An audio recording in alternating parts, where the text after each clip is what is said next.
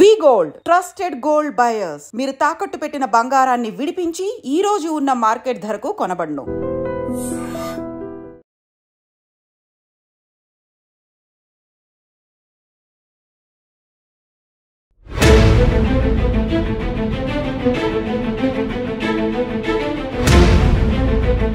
చిన్నప్పటి నుంచి పోలీస్ అవ్వాలనుకున్నాడు. ఎందుకు గ్రీవెన్స్లోకి వెళ్ళాడు? ఆ విషయం ఎప్పుడు తెలుసు? కానిస్టేబుల్ అన్నాడు. తర్వాత ఇటు పోయింది అయ్యా, మాకు అంతవరకే తెలుసు. చెప్పకుండా పోయిండు.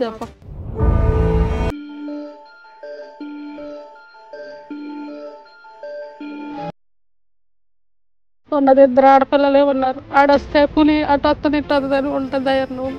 మేము శాతగాని వాళ్ళం ఏం చేస్తాం?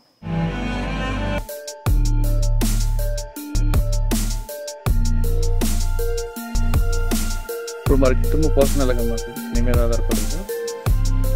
వాడు చచ్చిపోయే ముందు కూడా నా తర్వాత నువ్వే కాక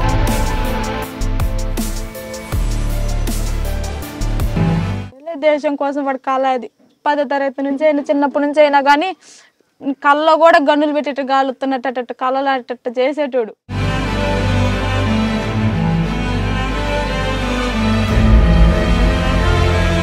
welcome to I dream. Maoist మందు పాత్ర పేల్చిన ఘటనలో చనిపోయిన పవన్ కళ్యాణ్ గ్రేహౌండ్ కానిస్టేబుల్ ఇంటి దగ్గర ఉన్నాం. ప్రస్తుతం వాళ్ళ అమ్మగారు ఆదిలక్ష్మి గారు మనతో ఉన్నారు. ఆమెను అడిగి పూర్తి వివరాలు తెలుసుకుంటాం. నమస్తే అమ్మ. మీకు జరిగిన కష్టం నష్టం ఎవరు పూడ్చలేరు.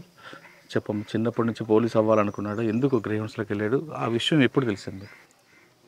పోలీస్ కావాలని ఉన్నదేమో కరెక్టే, కానీ తర్వాత మాకు అటు కానిస్టేబుల్ అన్నాడు. తర్వాత ఇటు పోయింది అయ్యా, మాకు అంతవరకే తెలుసు. చెప్పకుండా పోయిండు. చెప్పకుండా ఫలాందని మాకు తెలియదు. జాబు కానిస్టేబుల్ అన్నాడు.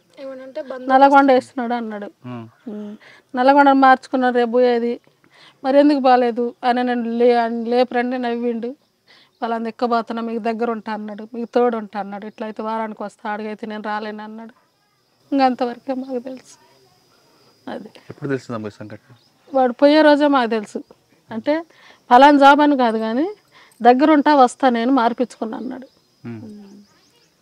ఈ సంఘటన ఎప్పుడు తెలిసింది మీకు? ఈ సంఘటన బుధవారం ఎప్పుడు నాయన అన్నది 8వ తారీఖు. 8వ తారీఖు మీకు ఒకే అబ్బాయా? ఒక్కడే. మరి ఎలాగే మీరు చేతికి అందిన కొడుకు చనిపోయాడు. కొడుకు చచ్చిపోయాడే బాధ. అంటే ఈ అదృష్టం అనేది మీకైతే నష్టం కదా?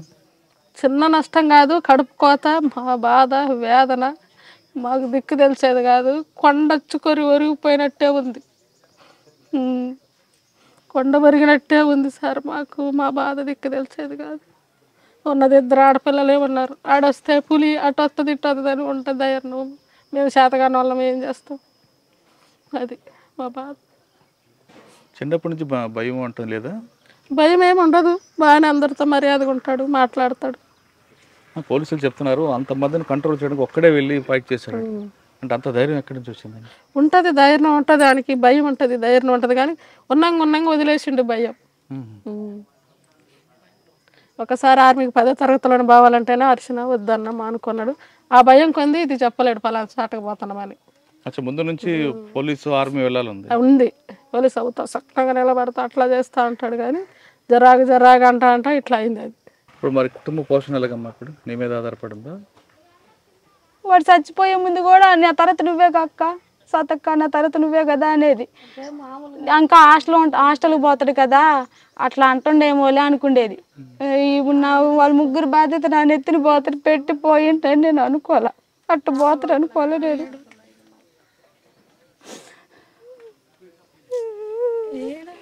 ఒంటి నిండు గొంతు నిండు రక్తం వచ్చింది, కుట్లు వేసారు. వాడు అంతా ఒకలాగా అయిపోయాడు. అదే బాధగా నేను గుర్తొస్తుంది, కానీ బలంగా ఉండాలా అక్క, నువ్వు బలంగా ఉండాలా అని చెప్పేది ఫస్ట్ నుంచి కూడా. అందుకే గుండె ధైర్యం చేసుకుంటున్నా.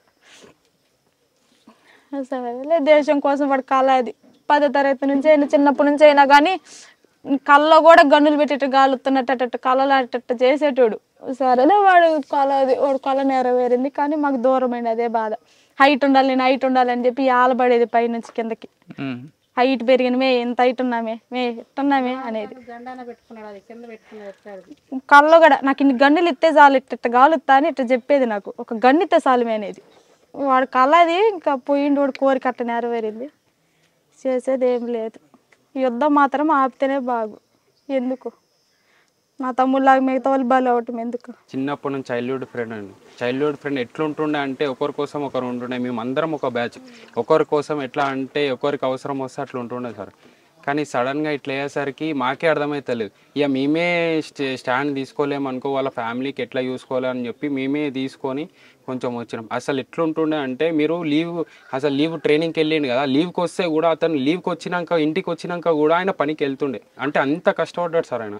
అంత అసలు అందరేమో లీవ్ తీసుకొని రెస్ట్ తీసుకుంటారు, ఫ్యామిలీ కోసం ఉండాలని అనుకుంటారు. కానీ ఆయననేమో ఇంట్లోతో పనికి వెళ్తుండే. అంటే ఎంత కష్టం, ఫైనాన్షియల్గా వాళ్ళకి ఎంత క్రైసిస్ ఉందంటే చాలా ఉండే సార్. చాలా కష్టపడ్డాడు సార్. చిన్నప్పటి నుంచి జొమాటో అని స్విగ్గీ అని అన్నీ చేసిండు సార్. సెంటరింగ్కి వెళ్ళిండు, అమ్మ వాళ్ళతో వెళ్ళిండు, నాన్నతో వెళ్ళిండు. ఒక్కరోజు కూడా ఇంటర్ లేకుండే. కాలేజ్ ఉంటే కూడా కాలేజ్ లేకుండే. కాలేజ్ వాళ్ళు ఓపెన్కి వెళ్తుండే సార్. కాలేజ్ కూడా ఎన్సీసీ చేసిండు. ఎన్సీసీకి కూడా 5 days ఎన్సీసీకి ఎప్పుడు వాళ్ళు టైంకి వస్తుంది. నేను కూడా ఎన్సీసీ చేసిన సార్. ఇద్దరం కలిసి వెళ్తుండే. అసలు ఎట్లుండే ఆ బాండింగ్ అనేది అసలు ఇప్పుడు అర్థమవుతలేదు సార్. అది ఎట్లయినా కూడా అర్థమవుతలేదు. కానీ ఇక ఫ్యామిలీకి ఒక సపోర్ట్ అయితే కావాలి సార్. మీ నుంచి కూడా కావాలి సార్ సపోర్ట్ అయితే.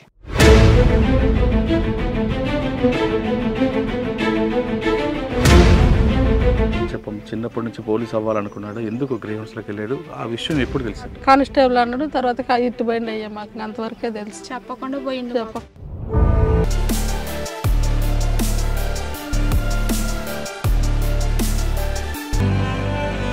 ఉన్నది 2 ఆడపిల్లలు ఏమన్నారు. ఆడొస్తే పులి, అటు వస్తుంది ఇటు వస్తుంది అని ఉంటుంది. అయ్యారు నువ్వు మేము శాతగాని వాళ్ళం ఏం చేస్తాం?